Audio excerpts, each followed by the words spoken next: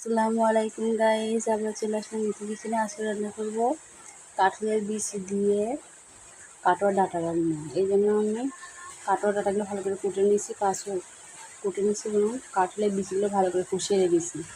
আমি পানি দিয়ে এখন মশলা দিয়ে এখন ভাপ দিয়ে নিব।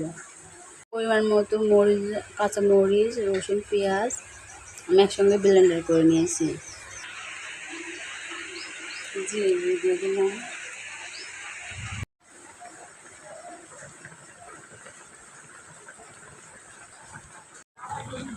এখন আমি তেল দিয়ে নেব।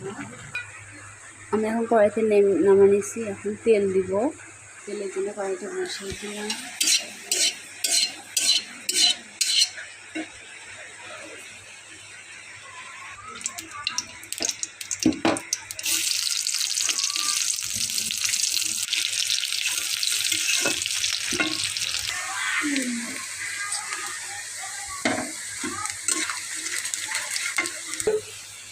ওরম করে কেউ ভিডিও দেখেন না কি করে।